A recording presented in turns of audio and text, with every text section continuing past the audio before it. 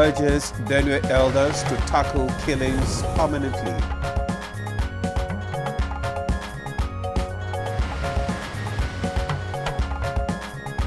INEC denies registering two new political parties recently.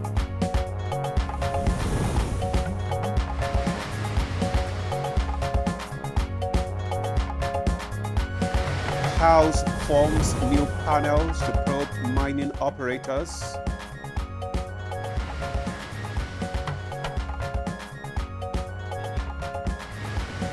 And on Good Morning Nigeria today, our conversation is on ending banditry and criminalities in the country.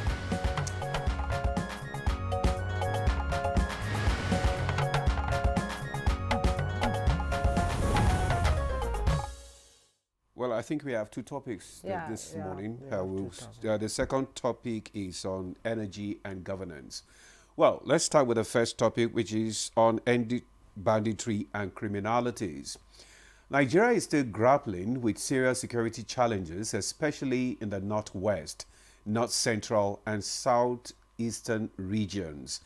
Banditries, terrorism, kidnappings, and violent communal clashes continue to wreak havoc, causing heartbreaking loss of life, forcing families from their homes and throwing daily life and local economies into chaos.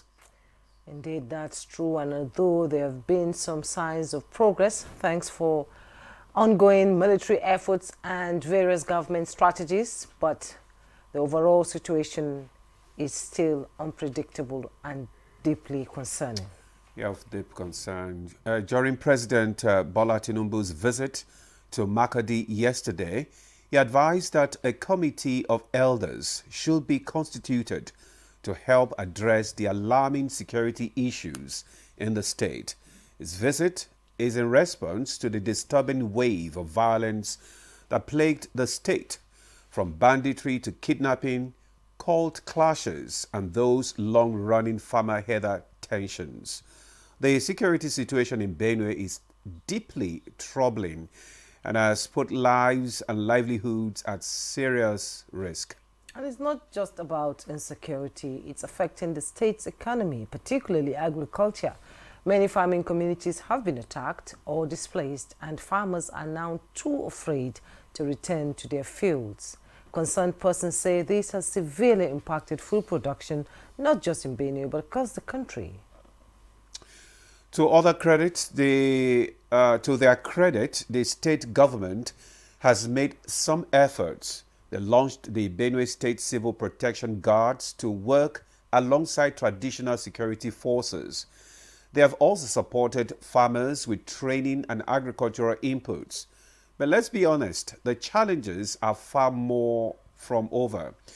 And the security threats continue to evolve. And, Jumai?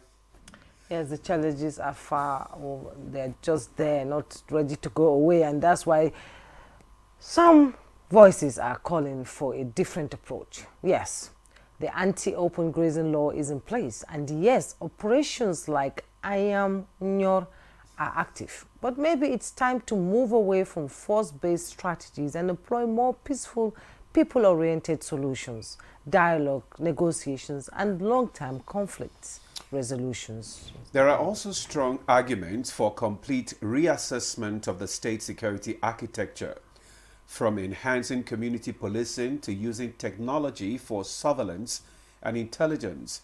There is a lot more that could be done. Many believe displaced persons should be safely resettled and security agencies better coordinated and equipped to work together effectively. Yes, effectively. And let's not forget the root causes like climate change, illegal mining, shrinking grazing land, all of which feed into the circle of violence. But that Benue needs is a fully multifaceted approach. Government, traditional rulers, communities, and individuals working hand in hand. Plus, investment in alternative livelihoods for herders and farmers. Both empowerment, education, and open channels for peaceful mediation. Experts will insist only that can bring lasting peace, and it can take root if it is done right. We'll also be taking a look at energy and governance. That's our second topic today. So we've got some guests joining us shortly to speak on the security situation in Benue State, North Central Nigeria. Welcome to Good Morning Nigeria. I am Ademola Adeoye. And I am Juma Yusuf. Good to have you join us on the network service of the NTA. We'll bring you the newspaper review, but first let's kick off with the latest news. And Comfort Modu is here to dish it out for us. Good morning, Comfort. Good morning, Jumai and Ademola. Good morning, Nigerians. We'll begin with President Bola Ahmed Tinubu's directive to Benue State government to institute a committee of elders which would include former governors of the state to fashion out a permanent solution to the years of killings in the state. President Tinubu, addressing a gathering of stakeholders in Makurdi following the recent killings in Yelwata, says he is ready to invest in peace of the state. The value of life, human life, is greater than that of a cow. And it's only when you open the door for conflict that political enemy will come in. And you are not elected to bury people, create orphans and orphanages, and sympathize with widows. We work with you to achieve that peace.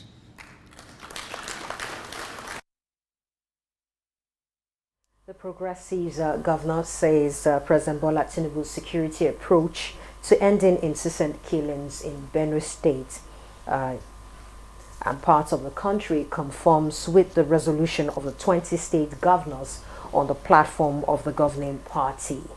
The forum commends President Bola Tinubu for his assuring speech and swift detail of chiefs of security services to deploy measures of contacting the breakdown of law. And Governor Hope Uzodinma describes the President's directive on the creation of state police, transformation of grazing reserves and other steps to restore peace as highly commendable. The President, on his planned action to stop further killings and violence, not only in Benue State, but almost in every part of the country. The number of registered political parties in Nigeria stands at 19 since after the 2023 general election. Chief Press Secretary to the INEC Chairman, Rotimi Oyekomi, made the clarification following unfounded reports of registration of two new political parties, Independent Democrats and People's Democratic Movement.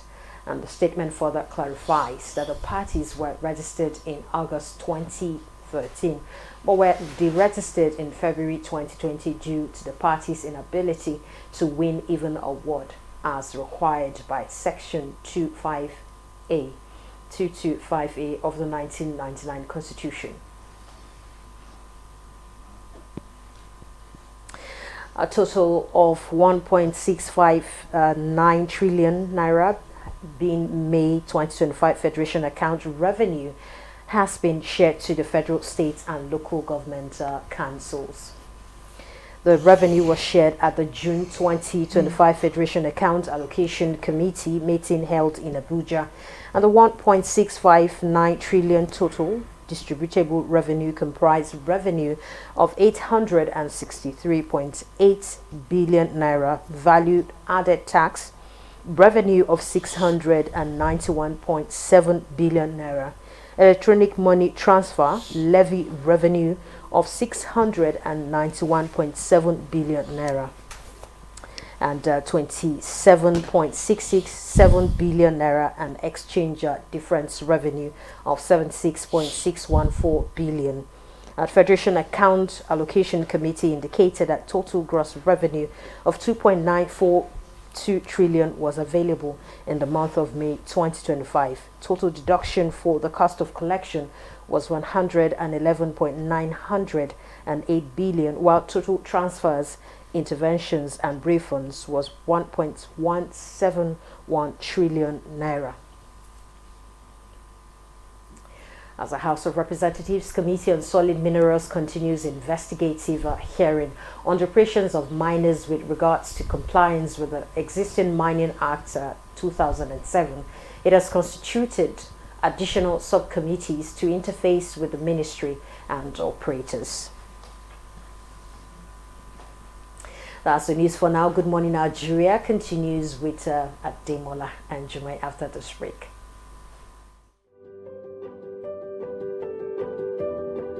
Have you heard the news? The federal government of Nigeria, through its direct benefit transfer program, has started the disbursement of 75,000 naira per household in 3 installments of 25,000, 25,000, 25,000 naira. Each recipient must have a validated national identification number, NIN, to receive the payment on behalf of their household members. To benefit, your household must be in the National Social Register of Poor and Vulnerable Households in Nigeria. The federal government's direct benefit transfer program is helping to reduce the effect of suffering while promoting financial and economic inclusion for the poor and vulnerable population in Nigeria. Afambo Geneka, Ebim Nagara Dimawa Village, Abuja, Nazo Afeba. So Esom Nandi register na NSR government register with my NIN. So government we use ATM card. Nji we wete 25,000 naira 3 times. And ega haya mketa barumuru na dem eji megoro makamihe. Jikweru mehendozo. Thank you. This message is brought to you by the Federal Ministry of Information and National Orientation, Federal Ministry of Humanitarian Affairs and Poverty Reduction, in collaboration with the National Social Investment Programs Agency, National Social Safety Nets Coordinating Office, and the National Cash Transfer Office. Skincare for my underarms? Let's talk about it. Nivea Pearl and Beauty with pearl extract and avocado oil leaves my underarms soft and beautiful.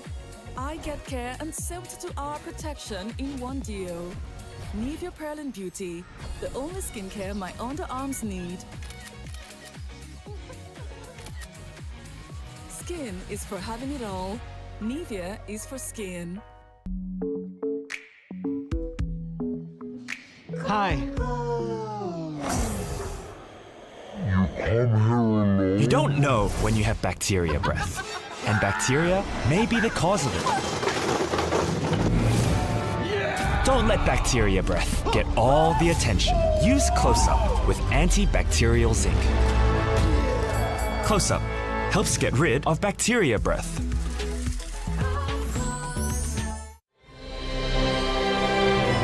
A new edition of TV Guide is out, featuring an impeccable personality with purposeful leadership. Abba Abubakar Aliu, MD, CEO of Rural Electrification Agency, takes us through the gamut of activities and mandates of Rural Electrification Agency, as well as its achievements and dreams. I really want to see that I leave a lasting legacy that can be spoken of in a very long period of time.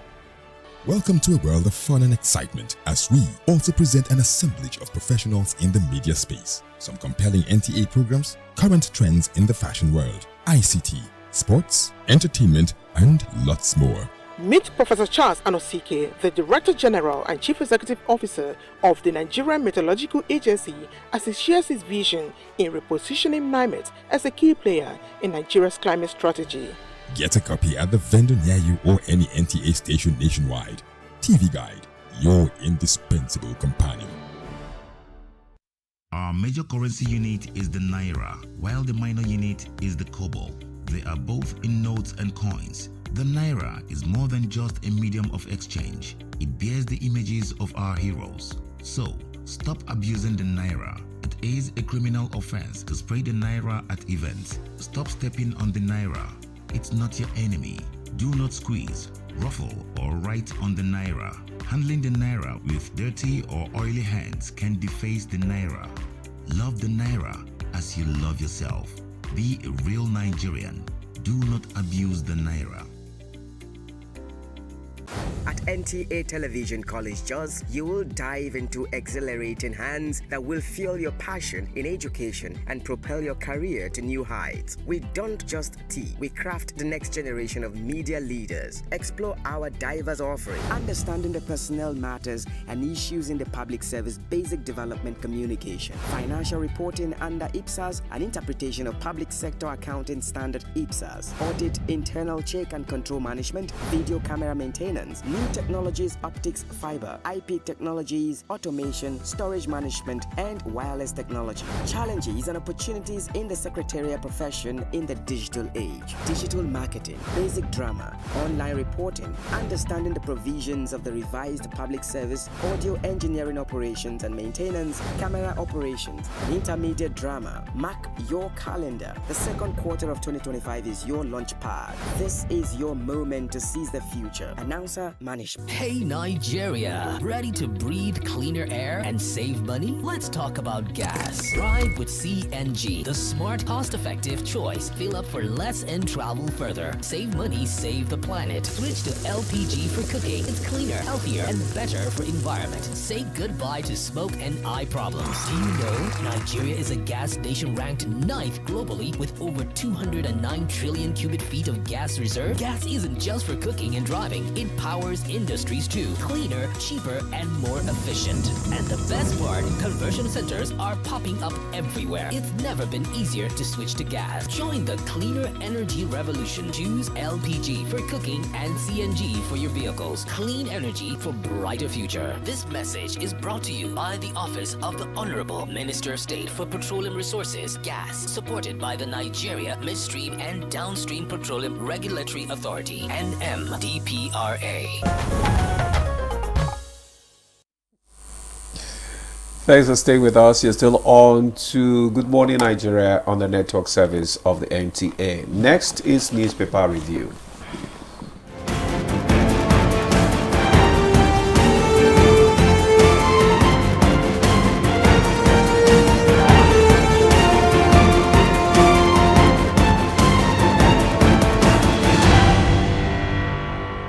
And our newspaper reviewer, Chukwudi Okolu-Baja, is in the studio. Chuks, good morning. A bit cold, but I'm sure newspaper review will warm us up. How are you doing? Good morning. Good morning. Demola, how now? Awesome. You look so bad. I hope you're not planning some mischief. The calm before the storm.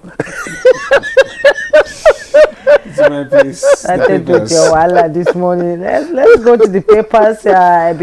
Let's start with the People's Daily.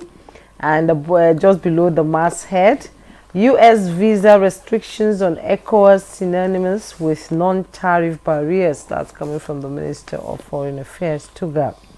Find details on page 3. We will never allow relooting of recovered assets again. That's coming from the EFCC chairman, and still also on page 3.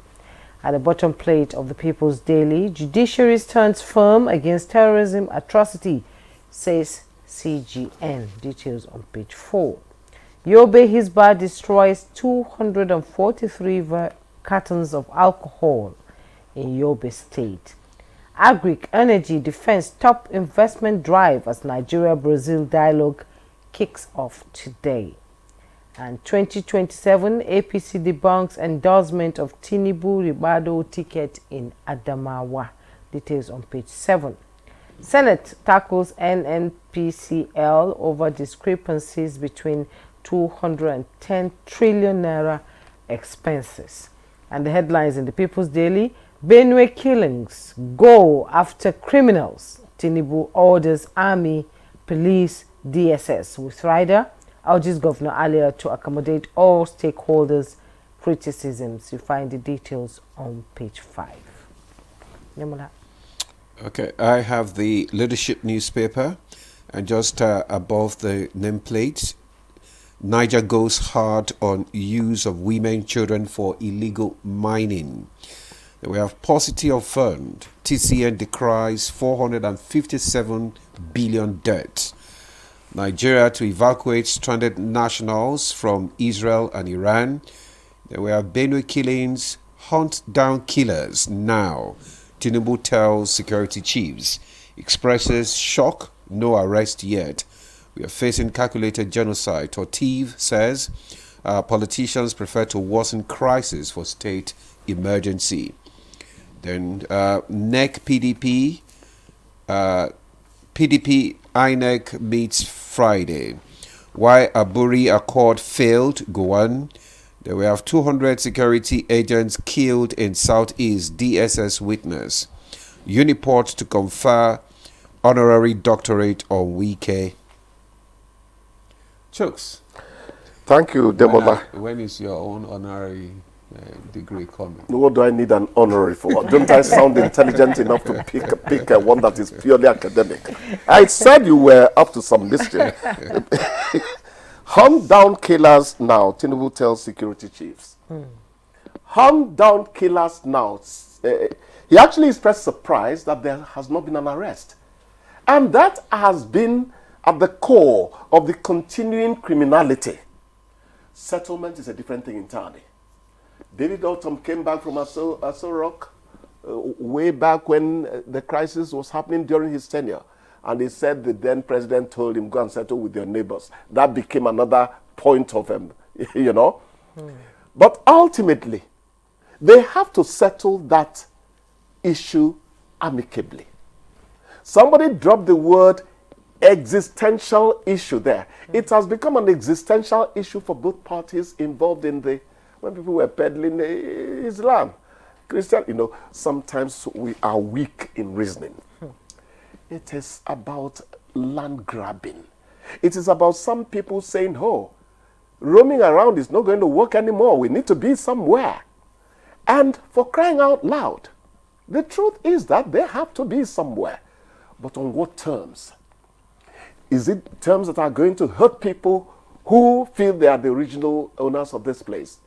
These are some of the things you have to work out. But at the end of the day, I dropped live and let live only 2 days ago. The matter has to be settled. Ruga was dropped at a point. Many of us, particularly from my Delta state, we said, Ruga might not work in my area because we don't have land. But let's look around in this country. There are places where government can afford to acquire land and help solve this matter. My opinion on the matter. But I'm happy the president has said, go after the killers.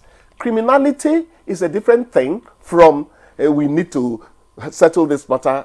You don't take the laws into your hands. And that has been a big problem in solving this matter. Now people come do certain things, they live like ghosts. Whereas many of us know who they are. Even within the forces. The bloodletting is too much. It has to stop, please. It's too much. It has to stop. It has to stop. The army chief mentioned 3 things. He said the first one is political. It's about this native settler thing. Secondly, he said that cattle rustling is also to be considered in handling this matter. Because it's not just the land matter. There is cattle rustling affecting the other side. Then he also mentioned that, okay, there was a third thing he said, that is escaping my memory. He said, do not make a mistake. Farmer-herder clashes cannot happen, cannot be applied to a situation where somebody gets into another person's farm. That is destruction. He is the one that has come out so openly. Then, of course, he's a soldier. They don't have time for all those fifth columnist maneuvers we engage in. Let some sincerity come into this. It can be solved. It can be solved. Before Demola calls me Pastor Chukudi, I have to move on, please. You know? I wish you were.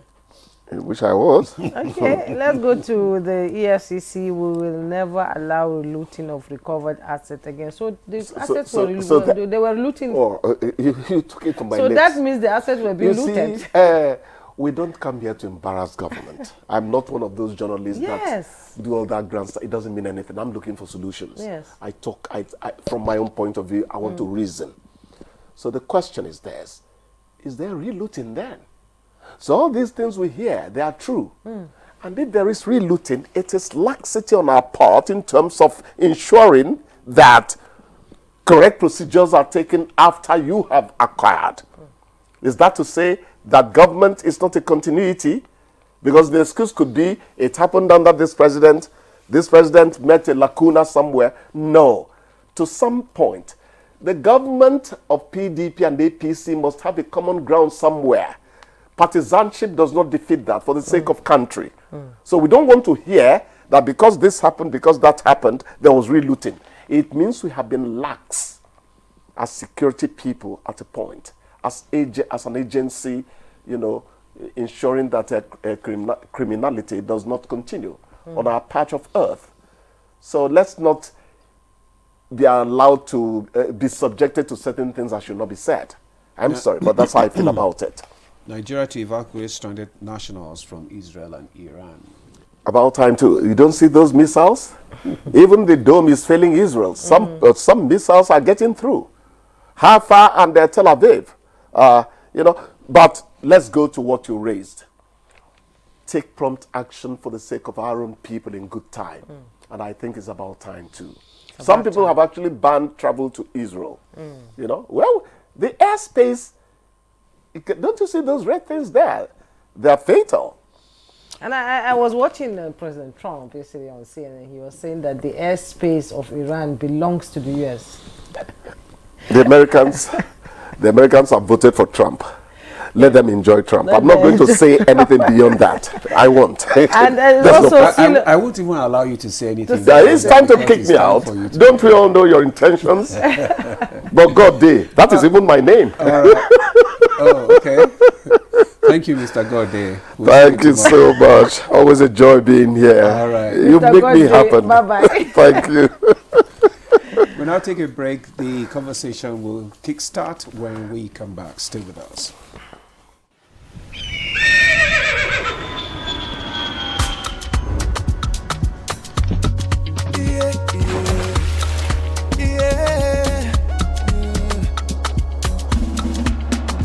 From the Atlantic across the savannah to the Sahara, we rise, a land of the free, we know they tire. We dream great, our spirit is undying. Resilient, rooted like palm tree, we sway in colors, with undying demand, we make solutions, we ignite passion, yeah. Ethnicity is unique, we have more than just a we are Nigeria, strengthening unity, we know they carry lives. We are Nigeria, together live the dream of a land with great destiny. We are Nigeria. I am the real Nigerian. Brought to you by the National Orientation Agency, NOA. Does your toothpaste give you complete fresh protection? New Close-Up Toothpaste Complete Fresh Protection takes care of your 5 important oral care needs. It gives you strong teeth, prevents tooth holes,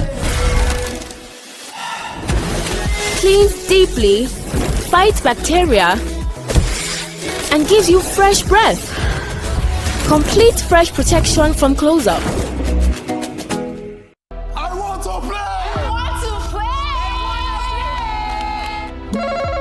Survey says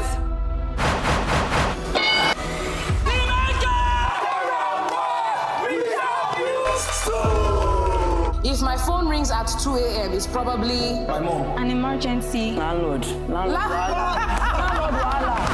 Achaluko. I will give you 1.5 million. After you smile finish, I will add extra 1.5 million just for you to move around. I will not add extra 2 million naira. Just for you to call me Odogu.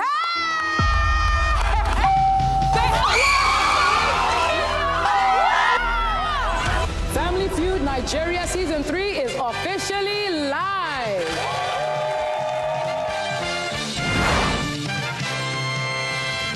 The Nigeria Coat of Arms is the official seal that represents the authority of the Federal Republic of Nigeria, hung on the wall behind the seat of the principal officer of the government, supported by the portrait of the serving president of the Federal Republic of Nigeria. It has 7 features. The black shield stands for Good Earth of Nigeria. The silver wavy band stands for the confluence of rivers Niger and Benue. The 2 white horses stands for dignity. The yellow flora is a common wildflower throughout Nigeria. The red eagle stands for strength. The wreath is in our national colors of green, white, green. The motto, unity and faith, peace and progress, is written on a beautiful yellow ribbon, and it's a maxim for all Nigerians. Be a real Nigerian.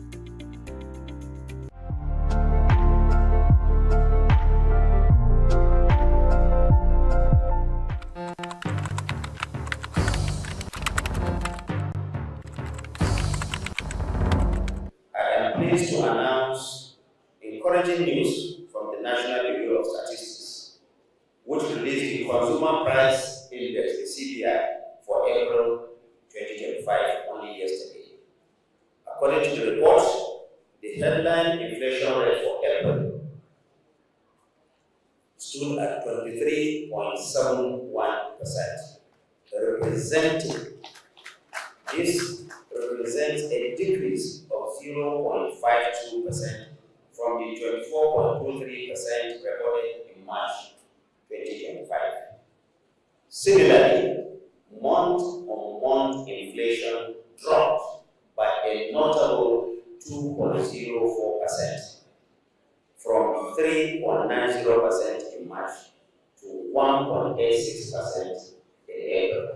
This, of course, did not just happen by chance.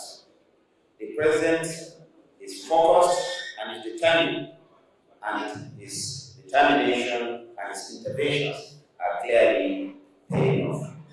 The benefits of reform, though gradual, are real and measurable.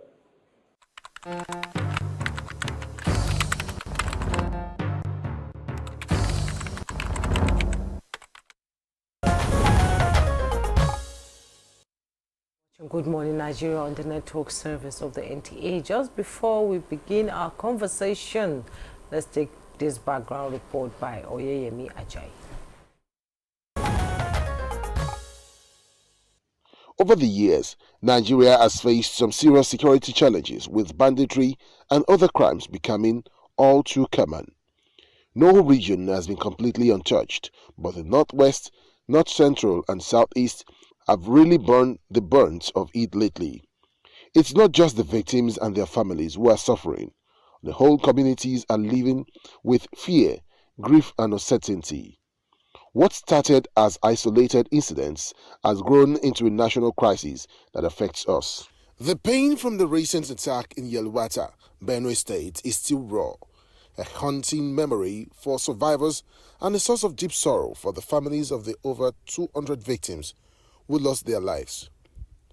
The tragedy has sent shockwaves across the nation, drawing waves of condolences and high-level visits to the grieving states.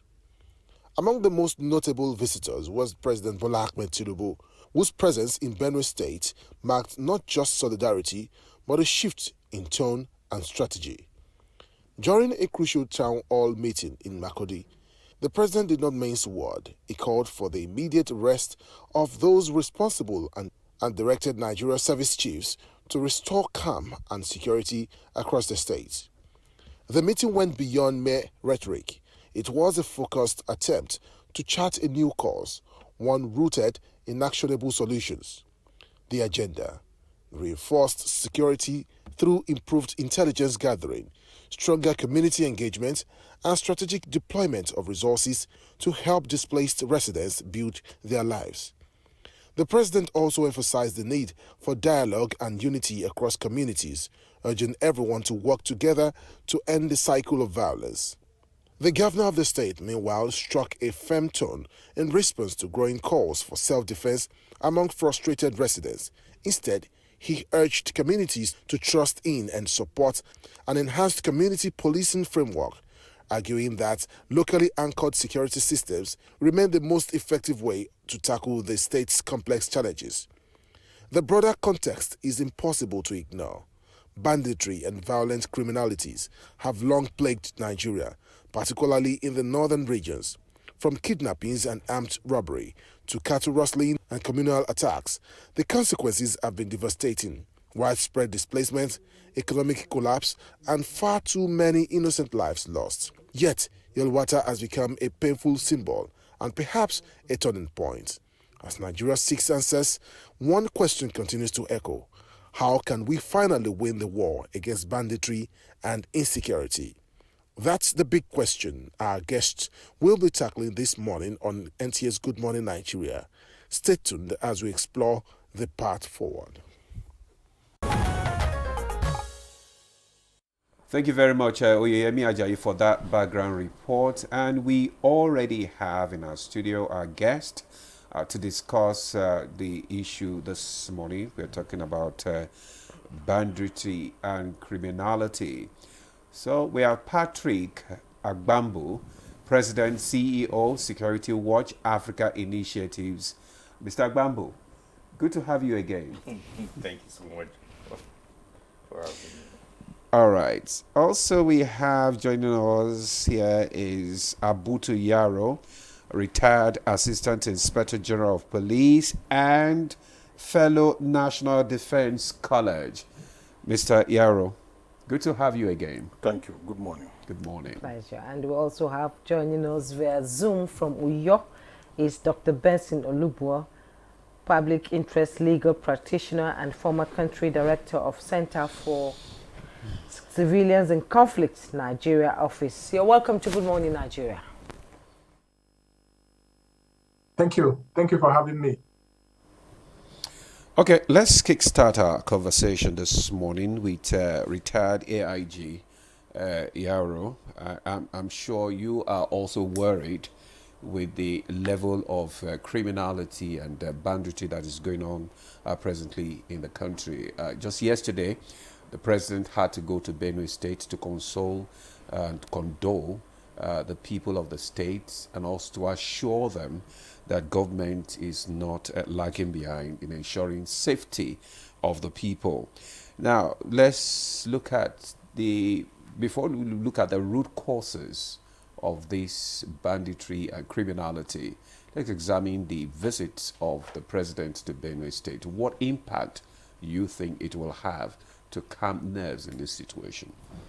Thank you very much.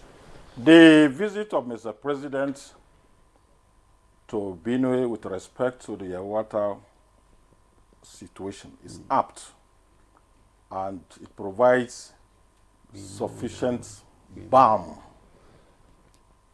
to the situation of the moment. Apart from providing relief, psychological relief to the impacted people, it has proven to all and sundry that the top level of governance is deeply concerned about the deteriorating security in that region or that general area. In addition, it tends to have provided a new leverage, political leverage required to tackle the menace. The presidential pronouncement that were given with respect to the incidents is an eye-opener that solution is on the way. For example, the president directed in specific terms that the Inspector General of Police and all other security agents should make concerted effort to effect arrests. At a point, Mr. President even wondered and asked the Inspector General of Police how many people have been arrested or why have people not been arrested. That itself is a cliché. Number two, the visit has demonstrated the presidential determination to bring this issue into proper control and reduce further incidents by one of the proclamations that said, from now henceforth, state government and other governments should make effort to put in place what we call ranching as a way of taking care of the needs of persons in dispute. And the president further made effort and announced or directed that most of the critical stakeholders in Benue and the general area, including the political gladiators, the impacted people, some of the adversaries, opinion leaders, should have a conversation with him at a later date in Abuja. As a committee? As a committee. And I think these are specific and profound efforts designed and implemented to bring succor. And in addition, we also saw the president visiting the victims in their hospitals and in their camps.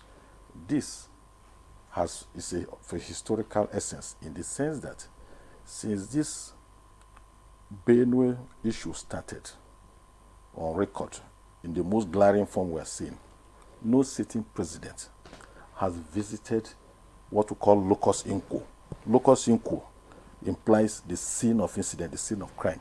That alone is a strategic, bold move that sends strong message to all of us that the government is determined to bring this situation under control. And we believe that in the days ahead, everybody acting together in good faith, not only presidential proclamation, but we the people, we the actors, we the observers, we the residents, must have a more proactive and amenable mindset designed to bring the presidential proclamation into effective and productive result. Our mindset is still key, is this design. As much as the president initiate effort, we the people must have a kind of a rebooting or readjustment of our approach to the issues, of our mindset, and the way we go about in order to make the whole situation a more successful outcome. Thank you. When you say a rebooting or a readjustment of the mindset, what do you mean by that? What I mean by this is simple. It is an established fact which most commentators and the elitist Nigeria has ignored to evidently present it to the front burner.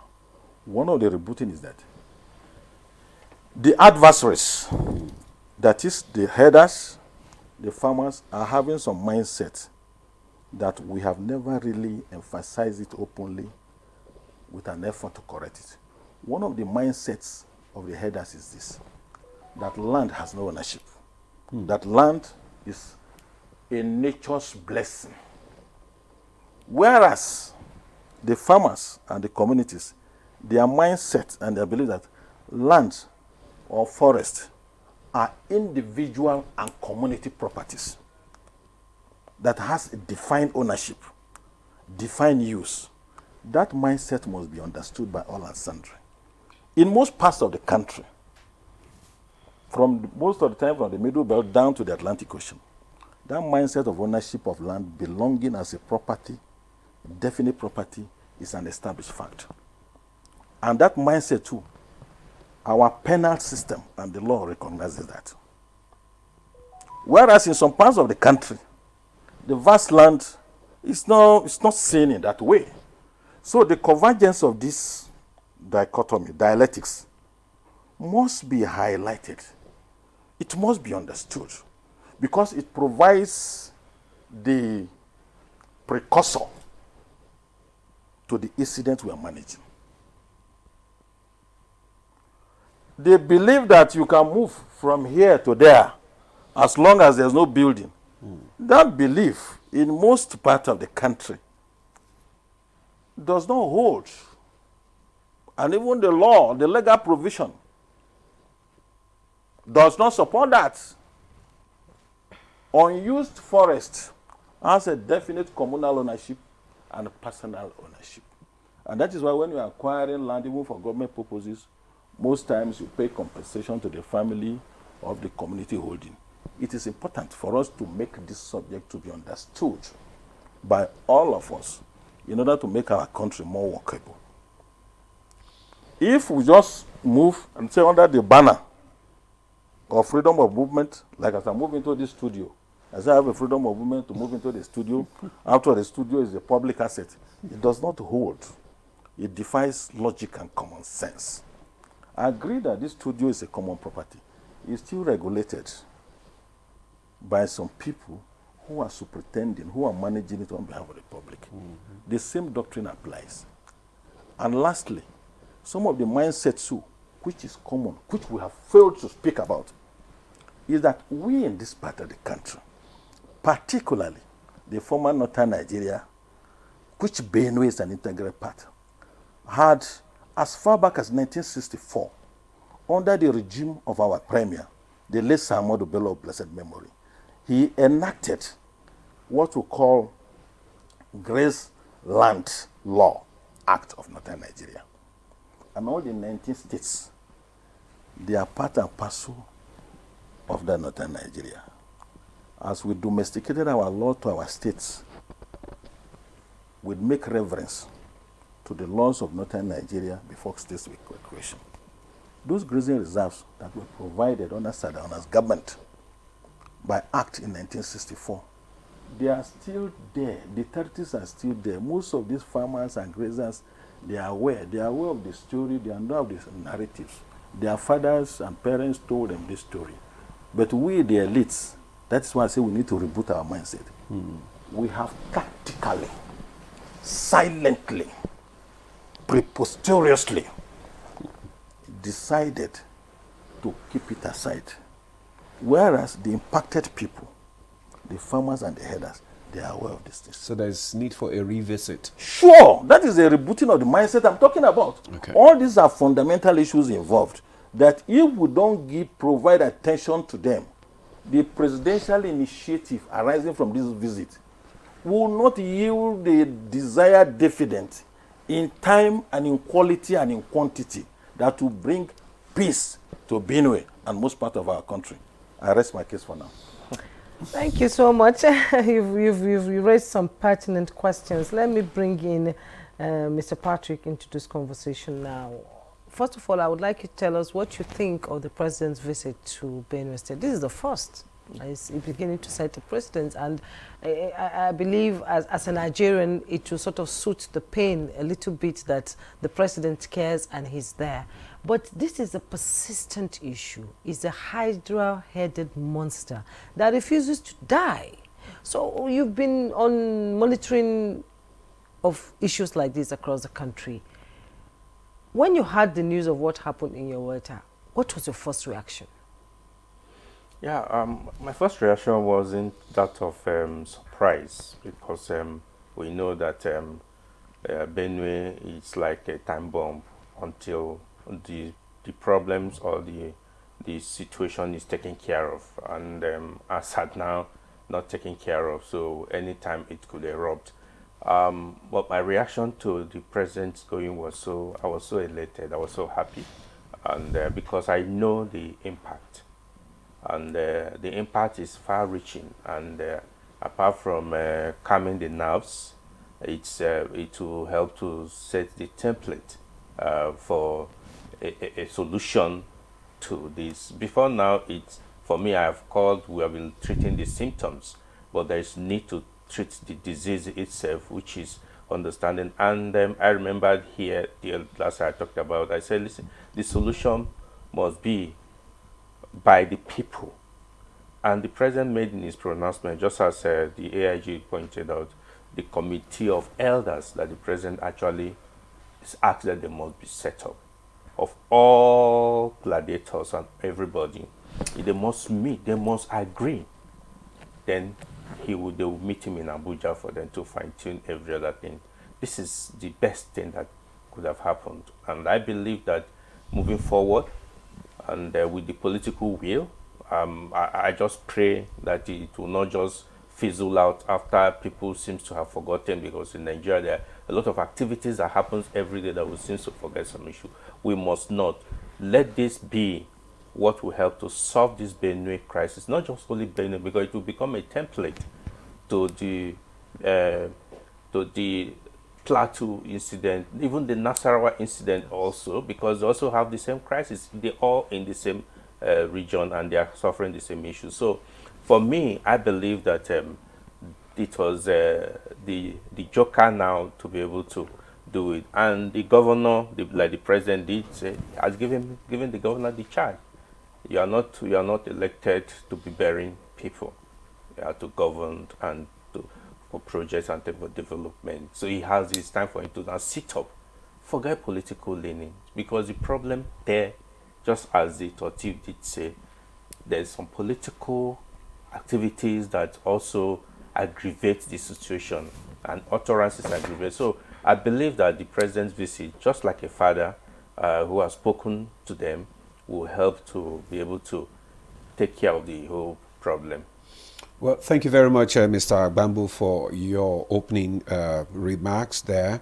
Let's bring in Dr. Olugbo into this conversation. Let's get your perspective from the legal and civilian protection angle.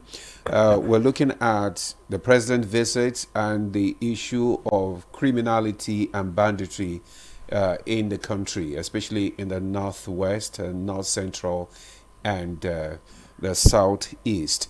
So what do you think are the root causes, from your own perspective? Thank you very much for this opportunity. I really want to use this opportunity to condole the people of Benue State over what has happened. It's really quite unfortunate. I think the visit of the president is welcomed, but I want to slightly disagree with the distinguished retired AIG. With my own little knowledge of the law, locus unquo means where the action took place.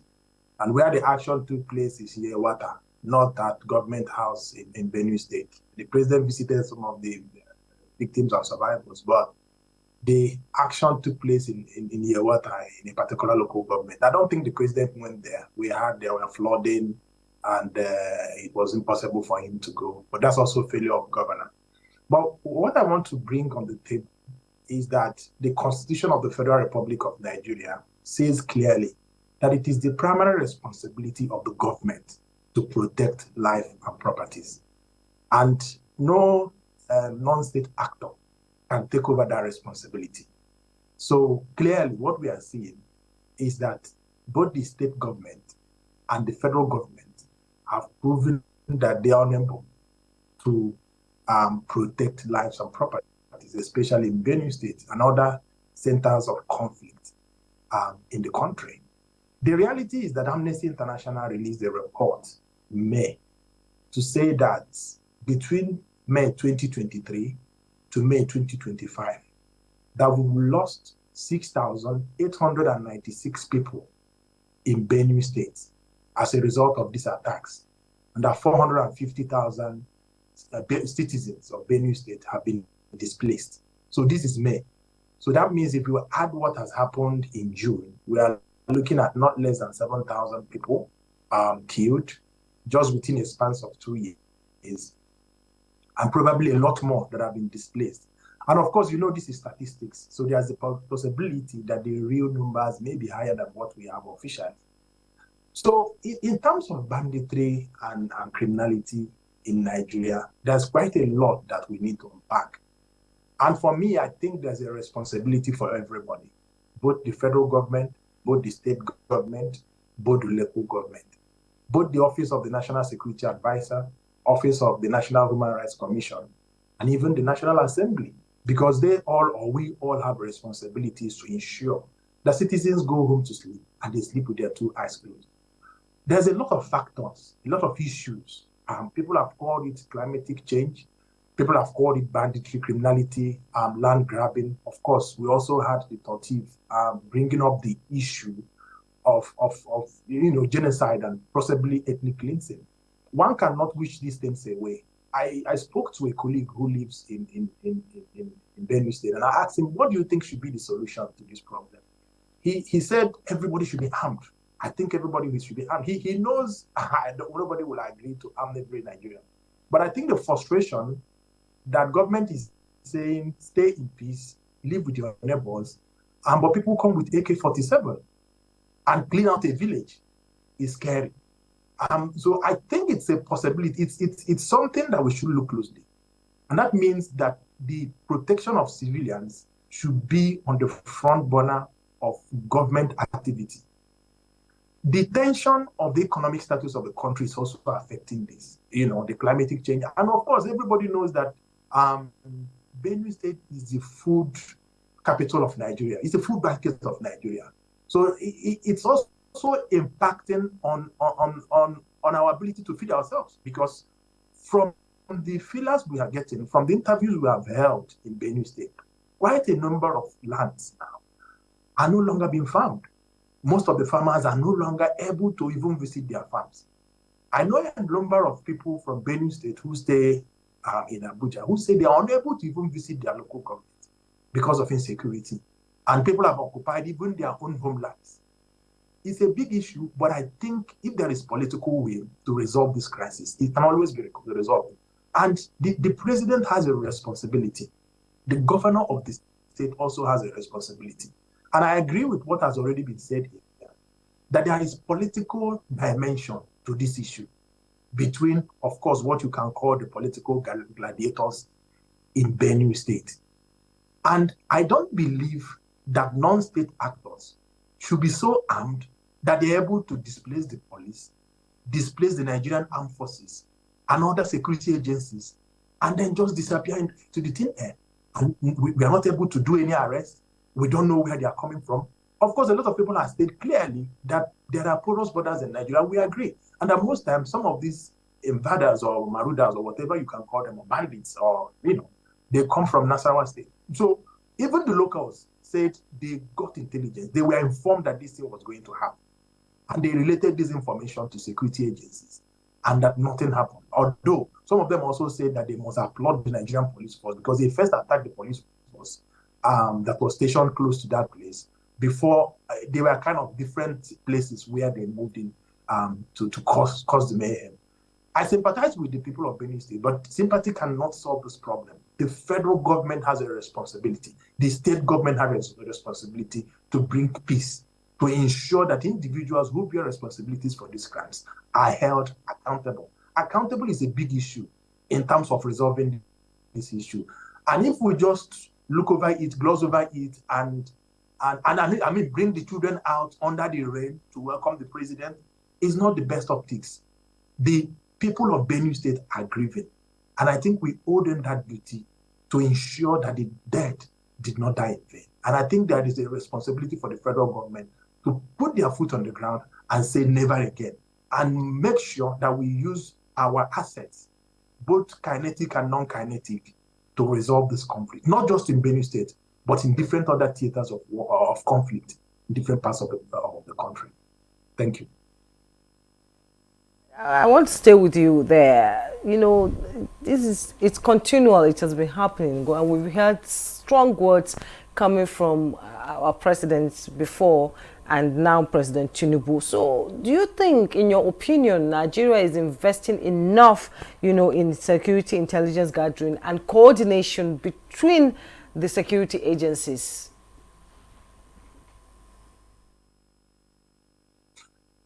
I think that has been one of the problems of security architecture in Nigeria, and that lack of synergy between our security agencies.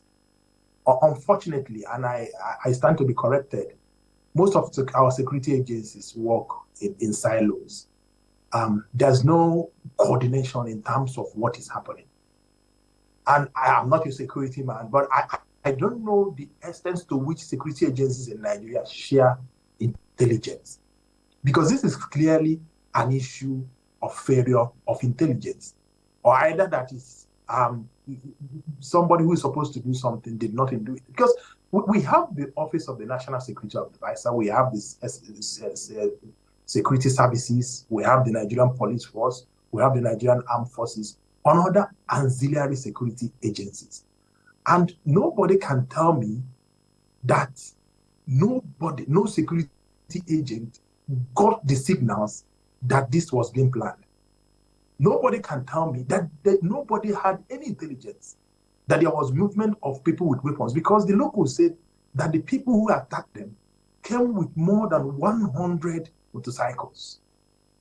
And I don't think such a movement will take place and security agencies will not know. I used to live in Kuje, and I know when the Kuje prison was attacked. My estate was very close to Kuje. In fact, we were bragging then that is one of the safest places because we lived close to, the Kuje prisons, and we always see security people. The day Kuje prison was attacked, nobody was around. For 2 complete hours, there was continuous bombardment of the Kuje prison. Even we were in our houses hearing the sounds of weapons and everything flying everywhere before they now evacuated. It was in the morning that we now saw some helicopters from security agencies flying around, and we're asking, how come this is happening after the fact? And that is also what happens sometimes. I wasn't in Yerwata, but I know that it must have actually been after these people operated and left that probably the security agencies arrived. And so there is that necessity for security agents to synergize with each other. There is need to share intelligence. And there is need for every credible intelligence to be reviewed and acted on. And so, if you ask me, there's quite a lot of work to be done. I mean, if you actually look at what has also happened with the Chibok saga and even other kidnappings that have happened in Nigeria, sometimes you see even security agencies falling over themselves to claim that they were the ones who rescued some of these girls. I don't think such competition should be in our security agencies, because it is the Federal Republic of Nigeria that is responsible for security. Therefore, they all report to the president. So I don't think we should have a cacophony of voices. They should work together. And if you also listen to the Chief of Defense Staff, he feels that some of these issues are political issues that can be solved politically. The problem is that we have given the Nigerian armed forces more than they should be doing in Nigeria. My own little understanding is that the Nigerian armed forces, their primary responsibility is to maintain the territorial integrity of the Federal Republic of Nigeria. It is actually, and then to aid civil authority. So it is the primary responsibility of the Nigerian police force to ensure the protection of life and properties within the confines of the country. The role of the military is to aid civil authority. But what has happened is that because of different clashes, banditry, kidnapping, armed robbery, and different things happening in different theaters of conflict, in most likely in the 36 states of the Federation, the Nigerian armed forces is now stretched that in areas where they are not supposed to be, they are in civilian spaces. And we know they are not trained to be in civilian spaces. It's the Nigerian police that is trained to be in civilian spaces. So you also see that tension, even between the locals and security agencies, because the architecture to work. And that is why we've been calling that there is need for us to have a clear policy on the protection of civilians. Because a clear policy on the protection of civilians will tell us what is the primary responsibility of the Nigerian armed forces, what is the primary responsibility of the Nigerian police force, and other ancillary agencies. Don't forget that we have a national security strategy that is being reviewed now. And when we read that strategy, it is not very clear in that strategy what is the purpose of a strategy in terms of protection of civilians in Nigeria. I could go on and on, but let me stop here and allow other colleagues to also have a take in discussions. Thank you very much.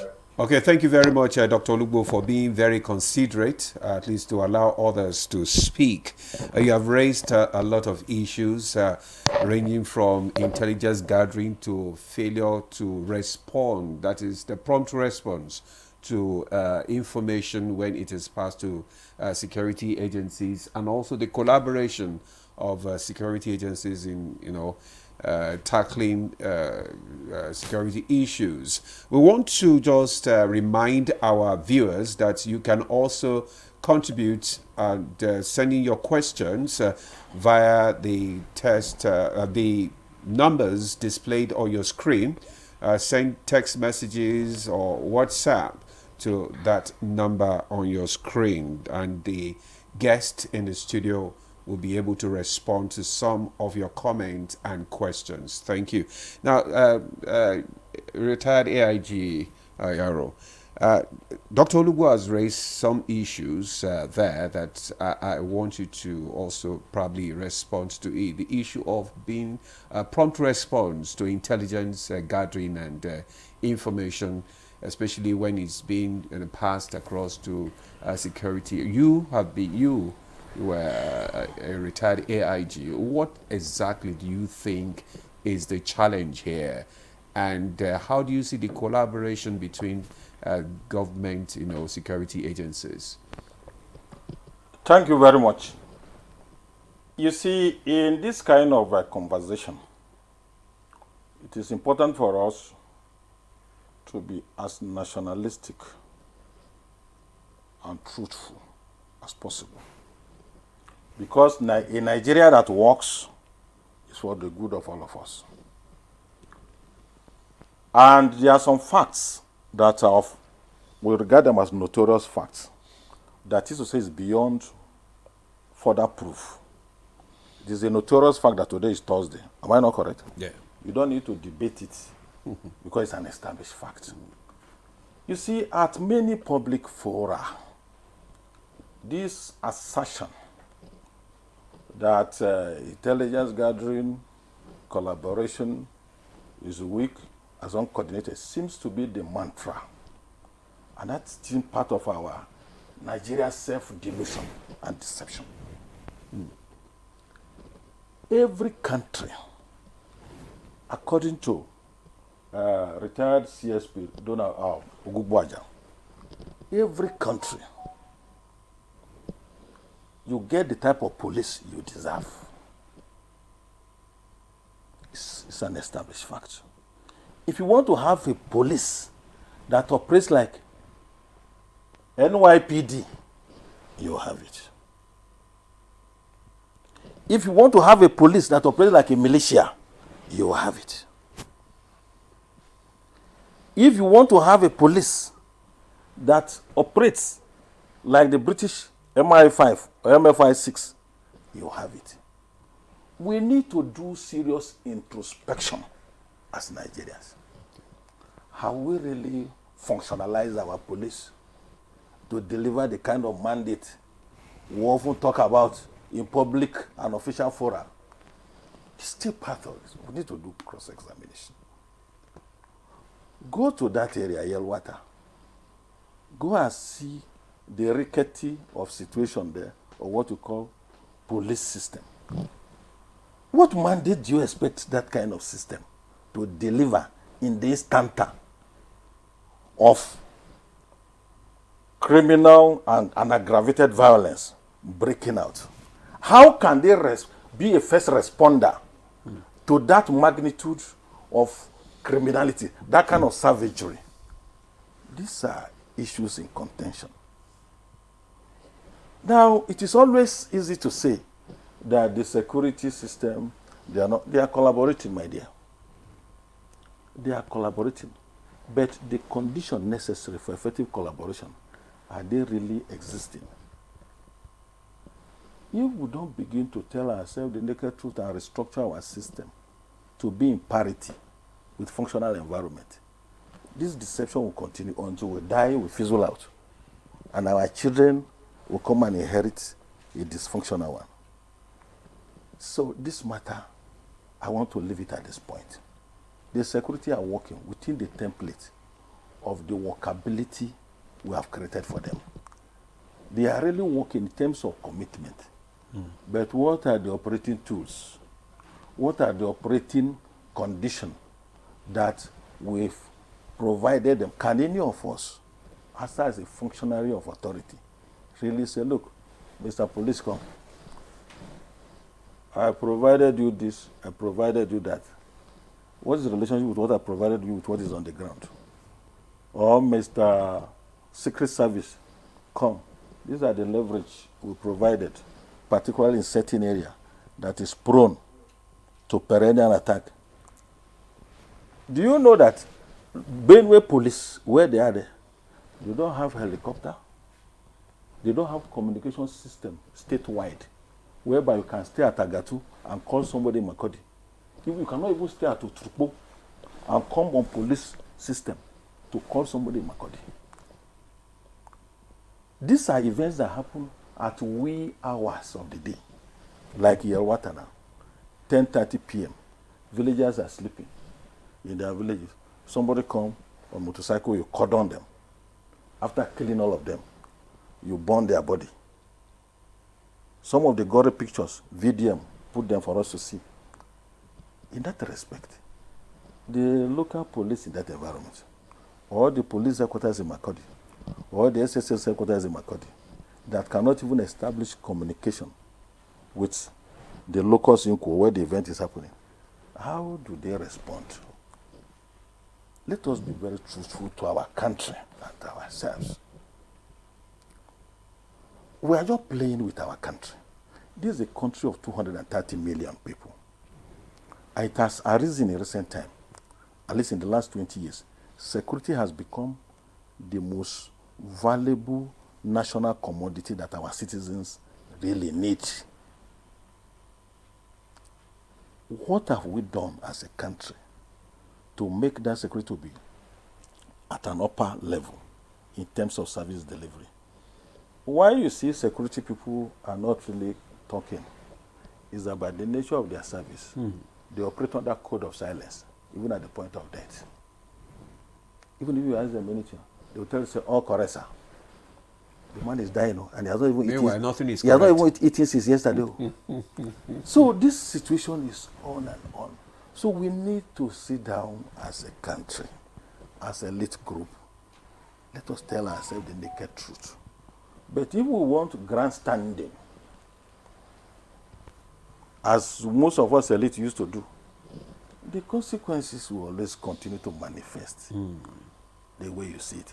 The people who employ in the security subsector, they are not in conflict with each other. They know their schedule. The man in the secret service knows that his soul is to gather intelligence.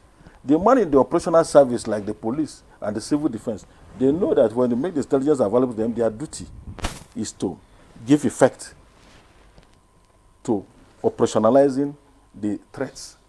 But if you look at it, the gamut of the whole argument is that what have we put in place as a country for these lofty ideas to be translated into satisfactory service delivery? I think I've been seeing police retirees protesting in the National Assembly for the past 2 years, where you people are paying them nothing. Those ones in service are seeing how their seniors, their elders, their fathers have been standing at the gate of National Assembly for the past 2 years, protesting. At the same time, they know that the same fate befalls them. So, who respond to crisis with that kind of mindset? How can people work for you for 35 years? You go and give them 35,000 as take home. And now the one who is an inspector at Yalwata, you expect him to work harder than his predecessor. I want to appeal to Nigerians to have a closer look at the demands and challenges of our security operatives. Look at the military. Every day they are dying in their numbers. One of them has been on TikTok, retired or dismissed or a old soldier. He has been lambasting all of us that we are paying them 100,000 a month and he cannot do soldier work again. How do you send somebody to front line to go and give him 100,000 after 30 days and you expect commitment? And this is our country. And this is the same country that somebody will just sign off $100 billion in naira as state fund. He has taken it. And the same person is buying new cars every day, driving all over the place, to our annoyance for us to see. And as a country, we cannot tell him, Mr. Man, stop there. These are some of the fundamental issues that we need to address, not what this my brother there is talking about. The security people are committed to work. Nobody joined the military or the police or the SSS without determination to contribute to Nigeria. So the aspect of security and intelligence not working, I do not subscribe to that treatise. Okay. Let me pause you there now. We have some text messages that came in before I come to Mr. Patrick. Let me read them out. The first one says, "We thank His Excellency for visiting Benue State, the scene of the disaster. We now have hope in having peace." This is Yina Anado sent it. And the next one said, "The fight against insurgency must be backed by absolute loyalty and trust. There are growing concerns over internal sabotage and the urgent need for tighter intelligence monitoring within the ranks to prevent future breaches and preserve the integrity of ongoing counter-terrorism operations. Thank you for your service. God bless Nigeria." Nandom Weir from Jos. And Mr. Emiong from Jos also said, "Good morning, Nigerians. Banditry and criminality is a nightmare to us as a country, and government should redouble our efforts, bringing in all the military arsenals into eliminating the criminals because they cannot be meaningful economic progress in the midst of insecurity. God bless Nigeria." Engineer Mayong from Jos. So, Mr. Patrick, the retired AIG has raised some issues of funding, taking care of the troops. But my question is, what happens to the security votes that states get all the time? What does it go to? Must the federal government do everything? Everything boils down to the center, but what are states doing with the security votes they get from the federal government? Thank you so much. You see, that is where we have the big disconnect. Big disconnect in the sense that we have 3 levels of government, but today we're only talking about the federal government most of the time. Again, maybe because security is on the exclusive list where the federal government that shoulders it. But the governors are the chief security officers of their states. And over time, we have seen them draw what they call security votes, which is unaccounted for, which is not, nobody knows how much it is even and all that. And this, there's been a lot of allegation they pilfer this and use it for their own personal welfare and all that, apart from their salaries and other largesse they collect. That to me is quite irresponsible, because you can't be a governor of a state whom we are elected to protect and take care of their welfare, and the people are dying or their properties are being lost, and you are taking care of yourself and your family, and you are not investing in making sure that your people are protected. I've always said it that we should emulate the situation we have in Lagos State. Lagos State has a template where whether the state vote is there or not, there is a system that has already set up to take care of the security agencies in the state. Whether it's enough or not, but there is something that at the end, every 6 months, things are provided for them. Their welfare is taken care of, all that, and he has made it an attraction for some people in the various security services to want to go serve in Lagos State because of they have that situation. Other states can do the same and even better. Some of the states, some will say, what about revenue? Do they have it? They do. If they can cut down on their security votes and invest in security, because that is the primary commodity we have now, and it's very essential for us, because if we don't survive, we can't develop. You can't think of development. Today, it's lip service that is being done, and at any time there's any security breaches, we'll cry over it, after which 2 weeks max, we've forgotten about it, or we'll go back again to cry into another issue, maybe partying or political activities and all that, not taking care of those whom you expect. The president have given charge to the IG. He has asked where is the arrest, make sure they are arrested, told the military, you must do this, you must do that. How able would they be able to execute? They have the will, they have the commitment, but the tools to work, it's not there.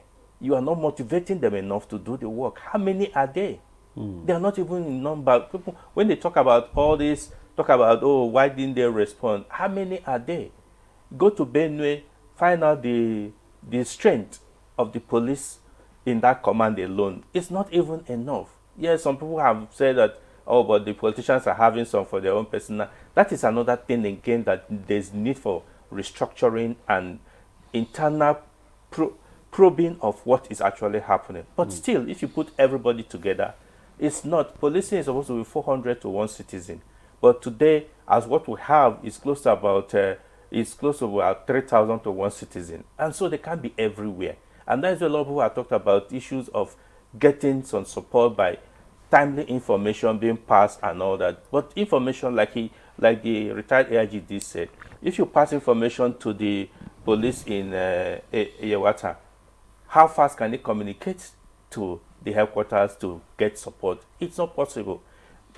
Does the police in Yewata, do they have any interconnectivity in terms of communication?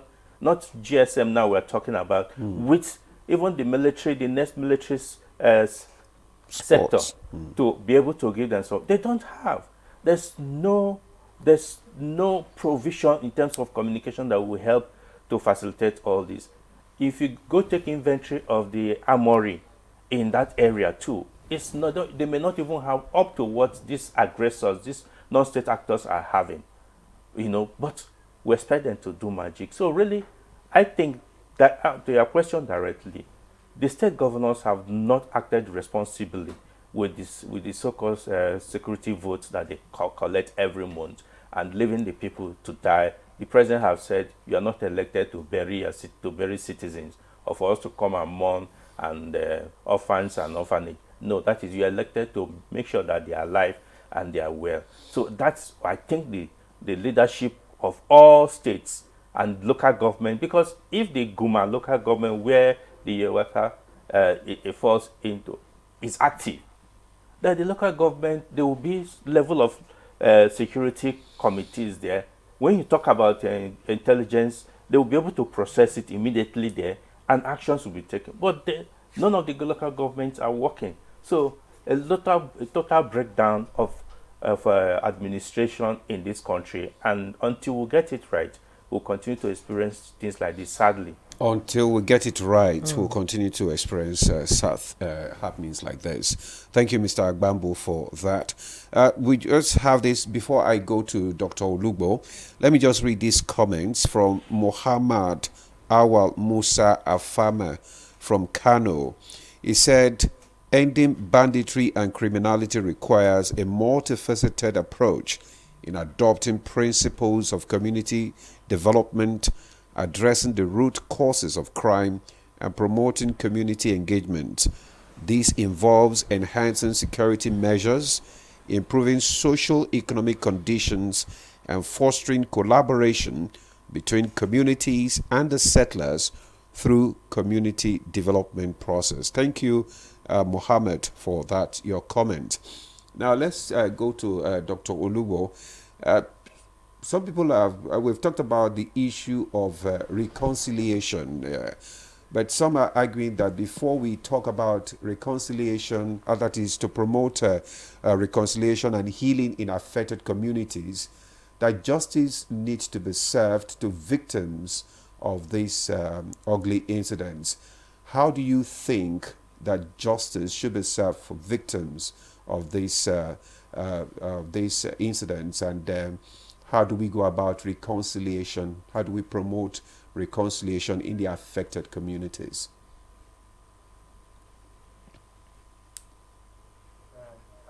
Very, very important question. In terms of the African Union Transitional Justice Framework, accountability is a key principle of transitional justice. And when there is no accountability, it breeds the fact of a clear path of impunity, where individuals feel they can do something and get away with it. And basically also, that is, to our understanding, what is happening in Nigeria. There's quite a lot of impunity. There is no clear path of accountability, and the victims and survivors of these crimes feel they are not protected by the system that we run. The reality also is, don't forget that Nigeria is a signatory to several international treaties that also talk about accountability. For example, one of them is the Rome Statute of the International Criminal Court that prosecutes individuals for war crimes, crimes against humanity, genocide, and then the crime of aggression. And Article 17 of that Rome Statute promotes the issue of complementarity. And that is that it is the primary responsibility of every government to hold her citizens accountable. It is only when the state is unwilling and unable to hold the citizens accountable should the jurisdiction of the International Criminal Court be activated. So what is happening in Nigeria, just to remind you, is that even with the Boko Haram conflict, there has not been effective accountability for the crimes that have been committed in the Northeast. Now we are looking at what is happening in North Central. The reality is that even the prosecutions that are currently going on in terms of the conflict in the Northeast, the law we are using is the terrorism law.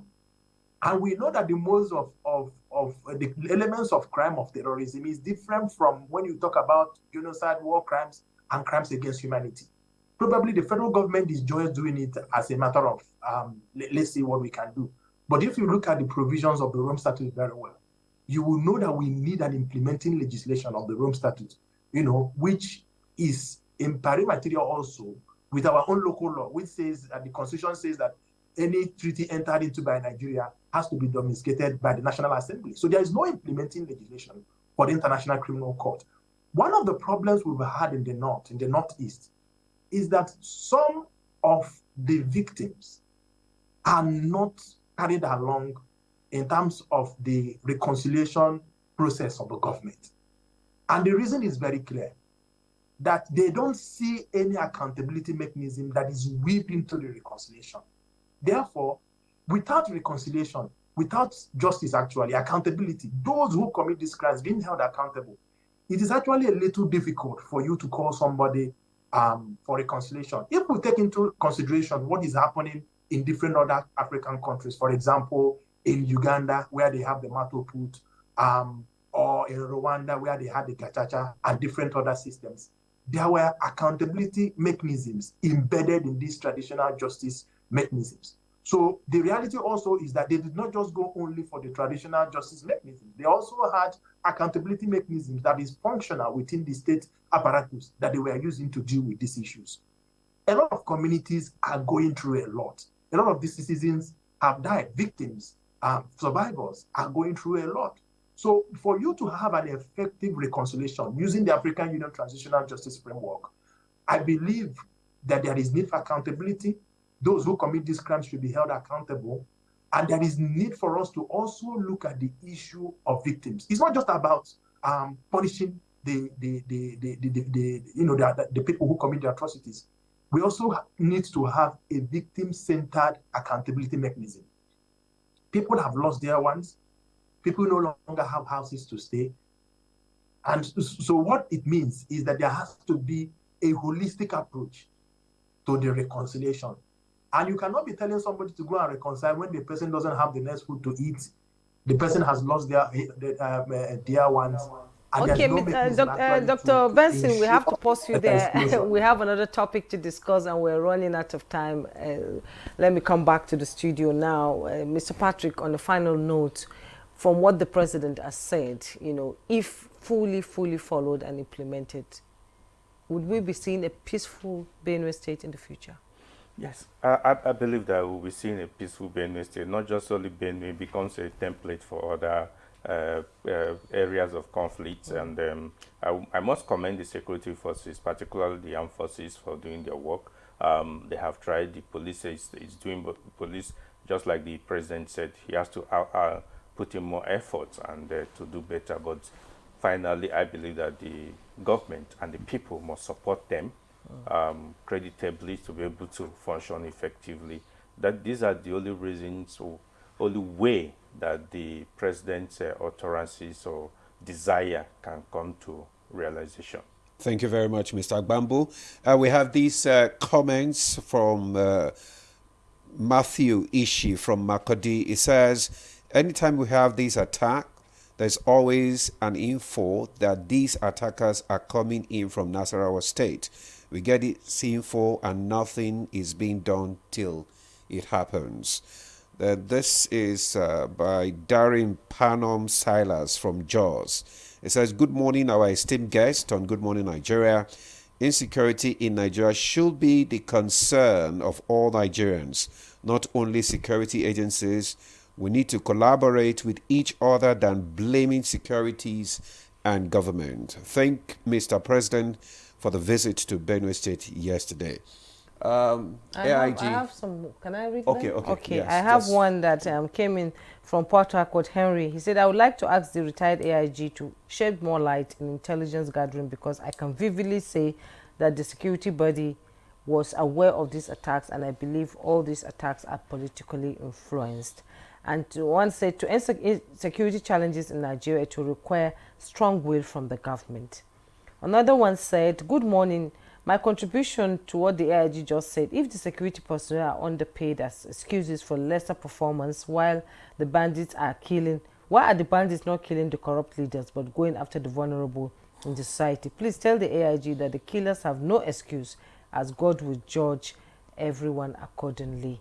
And one said the retired police officer is offering solutions based on the root causes, reorientation around land ownership, strengthening the capacity, infrastructure, and training of police force, not necessarily because they don't have intelligence.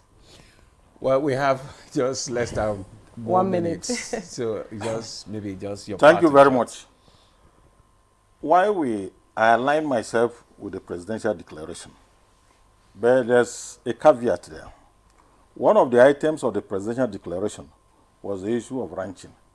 I believe it goes further than that. Okay.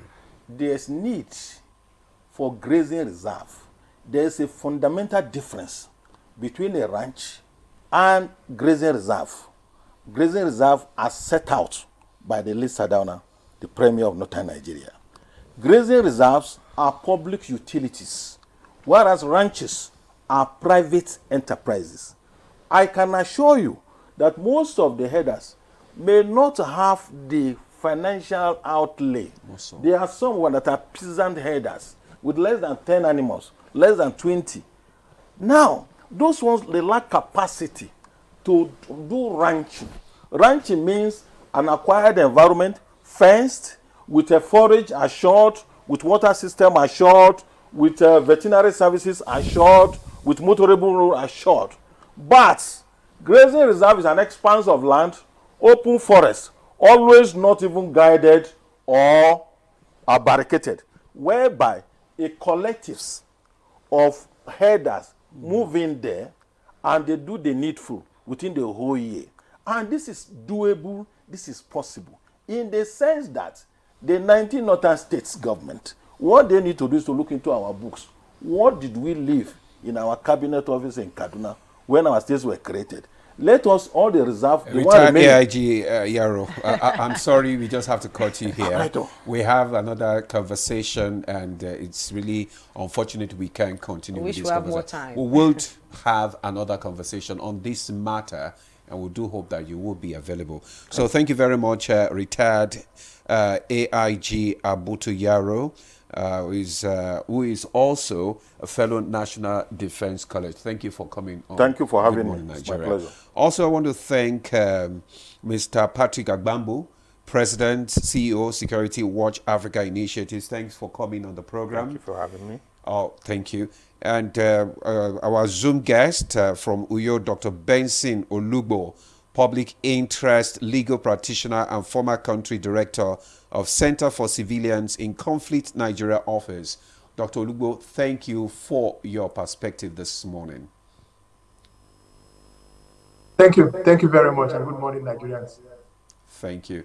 So we'll take a break now. Our conversation on energy and governance will kick off immediately after the break. Stay with us.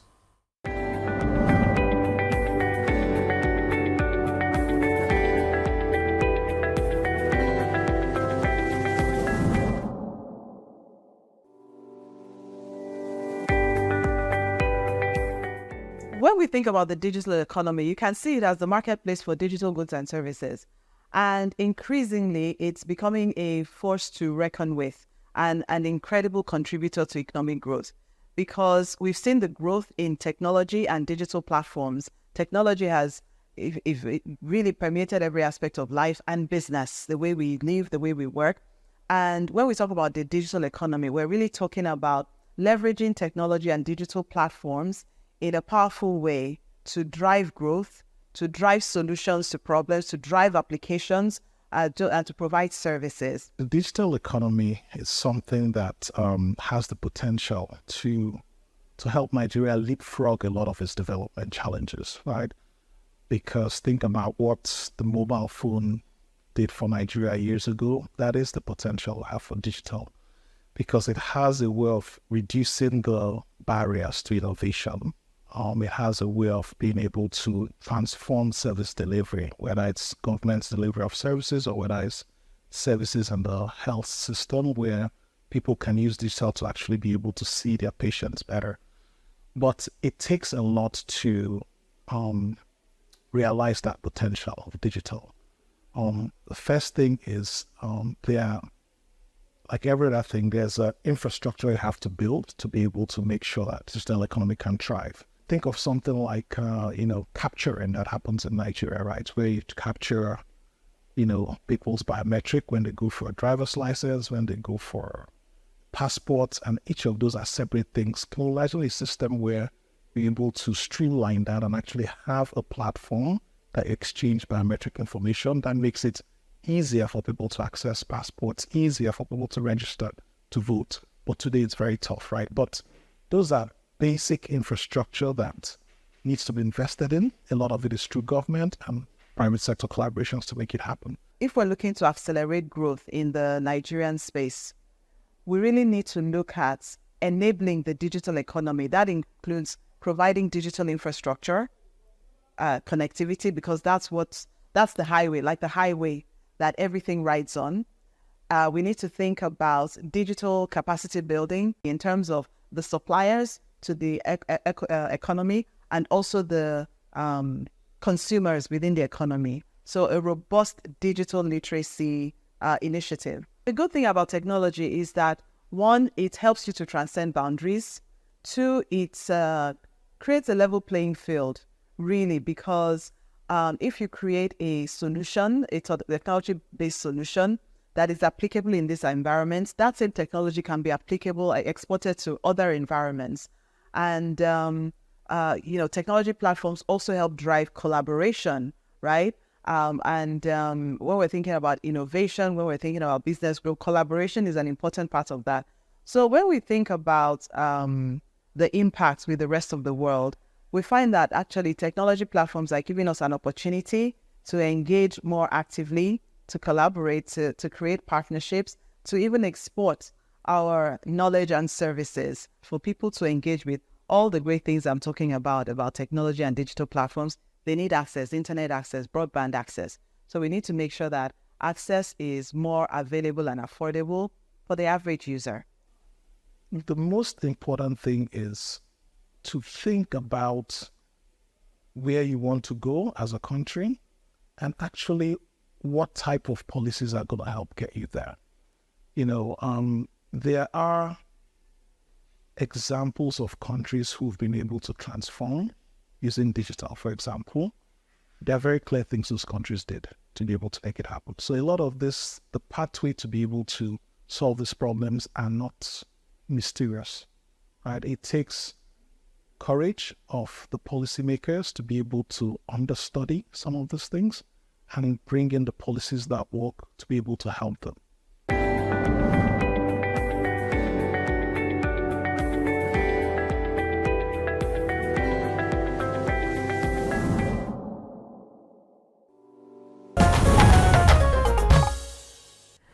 You're watching Good Morning Nigeria on the network service of the NTA, and what the morning is shaping to be. Now let's talk about something that fuels the engine of governance, that is energy. Now we've been on a deep dive into how critical the energy sector is to national development, and with the Dangote refinery making headlines, there's no better way to have this conversation. It's been called a catalytic project, and for good reasons, from telecoms to manufacturing and of course construction. Everyone's got a stake in what this refinery delivers. Jumai, absolutely, is really a catalytic project. Yesterday we had a fascinating chat with Dan Kule, who pulled no punches. He broke down how access to better quality fuel could not only boost productivity but also significantly lower operational cost. But he didn't stop there. He made it clear that without serious improvements in logistics and smarter regulatory framework, we might just be pouring clean fuel into a leaky tank. It was a reality check. And today we are keeping the momentum and going with two power-packed guests who we know who are sure of the terrain. So, Jumai. Yes, and we're seated here in the studio. We have Mr. Kelvin Ayeboefe Emmanuel, CEO of Lacora Stone and former economic advisor to the President of the Senate. You're welcome to Good Morning Nigeria. Good morning. It's a pleasure to see you again. I was just going to correct. I was actually not an economic advisor to the Senate President. Okay, you are not? Yes. So it's important to... Yes, we do that. All right, thank you for that, correction. We're equally honored to have with us Professor Ken Ife, an economic policy expert whose voice has been instrumental in national economic discourse. Prof. Thank you. You're welcome. Always a pleasure. It's good to see you, Prof. Good morning, Nigerians. So let's look at the revolution that is going on, especially in the energy sector. How do you think this can be sustained, to further promote, the economy of this country? Okay, I mean, Kevin is a great guy, and I want him to focus on the technical side, and I want to look at the development economic implication of all of this, because we don't lose sight of citizen welfare, and look at that. We don't lose sight of 43 million Nigerian MSMEs who are the cold end of all of this.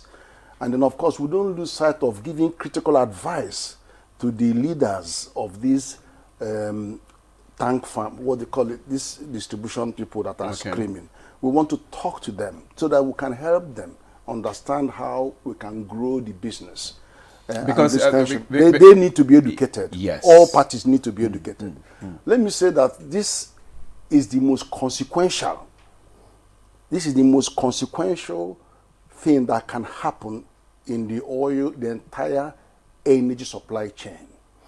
And over the years, what we have seen is a strategic misalignment of fuel storage, fuel transportation, and fuel logistics. Complete. And that misalignment is fueled by corruption. As you know, everybody knows that. Even this morning, the House says 210 trillion naira is missing. NMPs come and explain. It's just to give you, it's a tip of the iceberg. And we all saw what happened 10 years ago, 8 years ago, where there was a huge outcry on what exactly are we consuming in this country called fuel, and how are we accounting for it. And many people have admitted that they were involved in bringing in 30 million and then recording 90 million. We've seen all that. And then eventually we also seen 20 years of resistance to PIA. Buhari finally signed it, but the man fought so hard that he didn't want to get into the implementation. He just signed and left it to our new president to deal with. And God, thank goodness, our new president has religiously started implementing PIA. So, what is the issue? The issue is that we have a lifeline. We have a lifeline to some of these moribund petrol stations in the rural area that can't get fuel. We have people that get fuel at very high price. We have 42 million companies in Nigeria that depend on, 70% of their business depend on generators and all that. They can't get steady price, they can't get steady supply. We have all kinds of things, name it, is going on in that industry. And it needed to be cleaned out. Not least because PIA is being implemented. So the question is, and then how about the consumers themselves? The 230 million Nigerians are the ones we must evaluate every action against how it impacts them. So Dangote has given this offer. He didn't say the exclusive pathway is to take my fuel from my seat. No, he didn't say that. So why tell us that all your tankers are going to go out of? No, he hasn't said I'm not going to supply to your tanker. So your tanker can still come and get the fuel, but when you finish getting the fuel, you count your cost and say, is it cheaper for me to use this or continue? He didn't say that it is going to be an exclusive arrangement. Once you come into me, you won't do with any other person you've been dealing with. He hasn't said that. But I will expect the management, the leaders of those retail units, go and negotiate. One of the negotiating points is non-exclusive access to your something. Do you understand? And then he didn't say you shouldn't patronize any new refinery, or you shouldn't buy anything from NNPC. So they are just imputing what he has not said. He just brought a lifeline to say, those who have shut down, you have an opportunity to come up back again. Those who are suffering and closing down, over half of their membership are closing down, you can come back to life. There's a lifeline here. So let us work together. And then I have about 15 strategic options that leadership should be looking at. From the moment PIA was published, you should be galvanizing your people in advocacy, building capacity, and leading them in, to exploit opportunities. They haven't done that. What they're doing is they're now saying, let's gang up and fight. Okay. You can't fight when you don't fight, you are not going to win. Okay, right. I have to pause you there. Let's bring in Mr. Calvin. From your experience in business consulting and maybe, how might regulatory uncertainty affect investor confidence in Nigeria's downstream energy sector? We see the controversy going on since the Dangote made his declaration. And one question I need to ask you to add to this: why is it we're not open to new ideas in Nigeria? Well, very excellent question you asked, and I'll take you back memory lane. I'll take you back to last year when the refinery Dangote announced that he started producing, and then Farouk, the CEO of NMDPRA, made a statement, a false statement, that the quality of his diesel, was way off, compared to what, because in 2020, the ECOWAS came together and they decided that they were going to cap the sulfur level. When you test petrol, when you do the American standard of testing and materials, you test for distillation level, you test for octane rating, you test for sulfur, and you test for diesel, you test for flashpoint. Flashpoint talks about the flammability ratio. And in Nigeria, the approved flammability ratio for diesel is 60 degrees. Now, NMDPRA as a regulator does not have a lab that does any of this tests, and you can't trust any of those third-party vendors they use to do this test. So Farouk came and said that, Dangote's diesel was off market. But then, since Dangote started, Farouk has not visited. The NNPC, the previous management did not visit, despite the fact that the government has $1 billion invested and they own 7.2% stake. Okay? So coming from there, you've had this frosty relationship where you can see that the previous management of NNPC and the regulators saw Dangote as a threat and a competitor, which is not supposed to be so. Because how do you invest in a company and you see the company as a threat and competitor? If you invest in the business, you should nurture the business.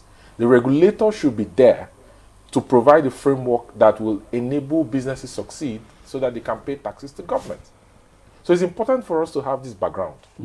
Most of what you have in the PI is not being implemented because you've seen that, for example, NMDPRA as an institution does not have an empirical framework to measure actual daily consumption of petrol.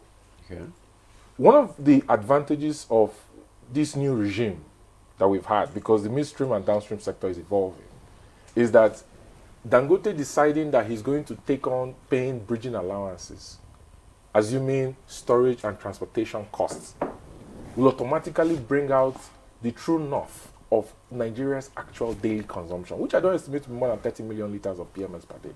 Okay. So you've had a curve where between 2017 and 2024, it has gone from 28 to about 40 to 42 to 44. It went to 60. It went to 72 million. These are all claims because you don't have any empirical basis. On what basis are you saying Nigerians are consuming 49.6 million liters of petrol now?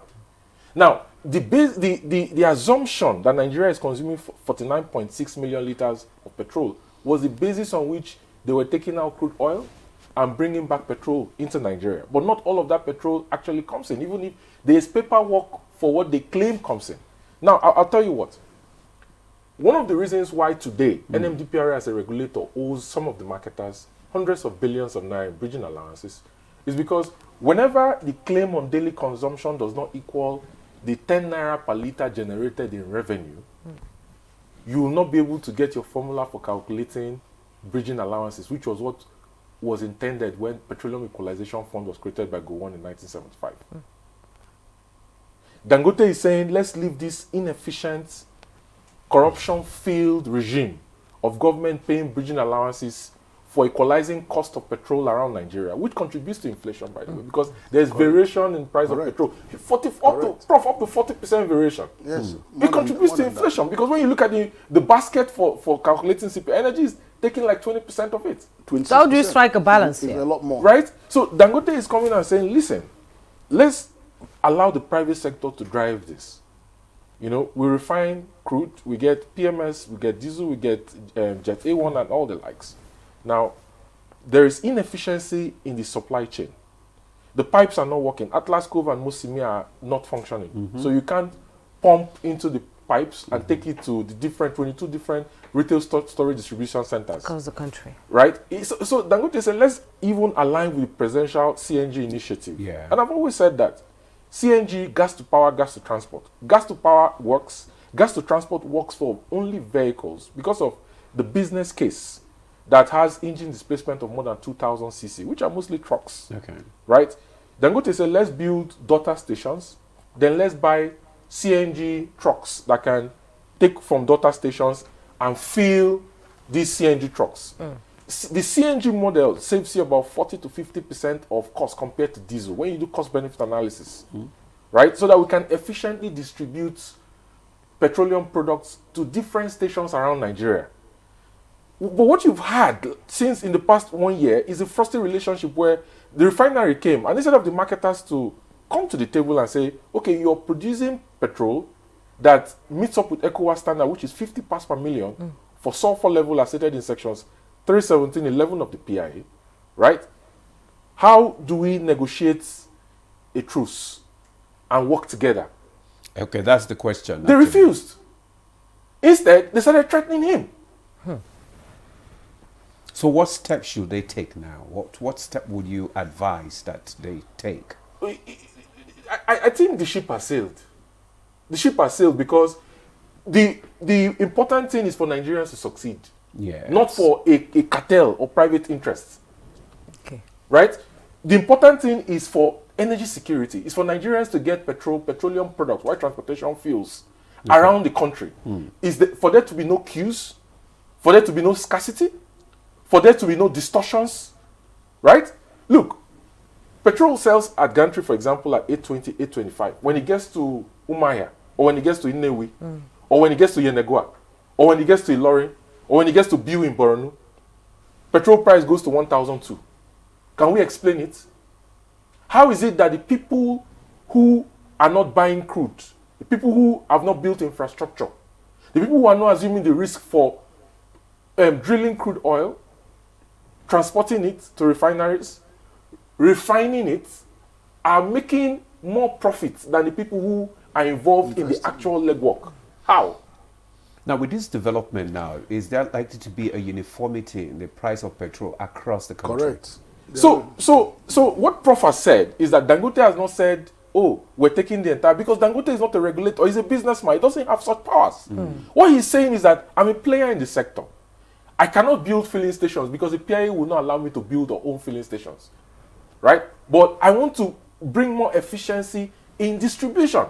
So let them compete if they can.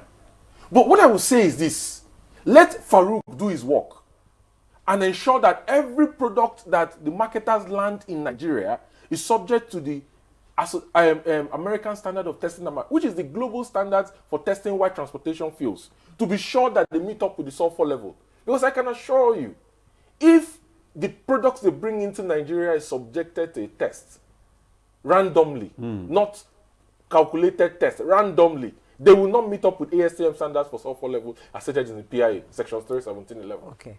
Because if the game is not fair, if one side of the football, if you have a football match, one side brings 11 players, on the other side brings 22, it's not a fair match. It's not a fair match. It has to be fair. The rules has to be the same.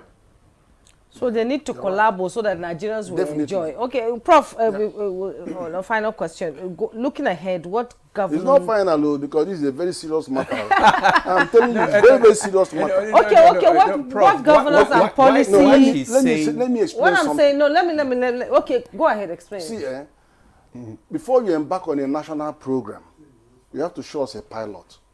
Last December, over the last 10 years, we never had a Christmas where there was no queue, no hoarding, price was maintained across the whole country, everybody enjoyed it. And it had a knock-on effect on inflation. The first time we've seen in December peak inflation come down on food, it was but partly because of CBN policies, but more pragmatically, what happened on the fuel. Yeah. Now, for you to be able to maintain that price across the country, it cost Dangote over 10 billion. Just to make that equalization, remove that. He took that cost, which is effectively transferring public subsidy to private sector. And that's what we should be praying for. And who benefited? People benefited. There was no price hike over the Christmas. We had everything was okay. Now you can now migrate it to the nationwide. This guy is going to bear not less than 200 billion naira just in maintaining this price stability. Just in taking off that transportation, it's not going to cost less than 200 billion. And the effect is that people are going to have steady, people running their business, 42 million Nigerian companies. They pay 70% of their costs is related to this. You are going to breathe life into our businesses. Growth will come. Employment will come. I hear people saying there will no job. No. More petrol stations will come on life. And let me warn. If you don't take this opportunity, those who will embrace it will build petrol stations that will knock yours off forever. Because if you are getting 500,000 later, you may have to go and open 1 or 2 in rural area, and you end. So lead your people. Let them to enjoy the opportunity, rather than lead them astray, and many more will continue to shut down. That's the irony. Because I'm concerned about the development impact. How much, who is benefiting? Are Nigerians going to get better position things? Are the industry going to have a lease of life? Are your members that are currently shutting down all their petrol stations, are they going to get opportunity to reopen? And okay, Prof. Do you understand? That's my concern. I know you're very passionate about this. You want things to work. And because of time, this conversation will still continue. But let's have your parting shot, Mr. Kelvin, on this issue. What is the next line of action now? In 1 minute. I'll be very frank with you. I think Mr. President should go ahead and change the head of the regulatory institutions. They failed. I'll be very frank with you. There are so many areas that are unlocked in the Petroleum Industry Act in 2021 that needs to be unlocked. The regulator is not doing his job. For example, sections 109 of the PIA says that the domestic refiners are entitled to crude under the Naira for crude unit. Dangote is still not getting more than 70,000 barrels of crude per day till today. Okay? The regulator is not doing his job because they are supposed to take inventory of what crude they get. I think NUPRC has just come out with a new circular that says they are instituting some kind of vessel tracking, an inventory system, and export permits for vessels, crude that leaves Nigeria. Okay? Mr. President should go ahead and change the leadership of NUPRC and NMDPRA. He's done well with NMPC, but he needs to take action on Yes, Mr. Kelvin, Emmanuel, CEO of Labcura Stone, and thank you so much for coming. I'm so sorry we don't have enough time, but I believe it's going to be a continuing conversation going forward. And thank you so much for coming and your insight into this conversation. Professor Ken Ife, economic policy expert, whose voice has been instrumental in national economic discourse. Thank you so much for coming. Thank you for having me. I'm sure you'll be here again. I know. Yes. I know.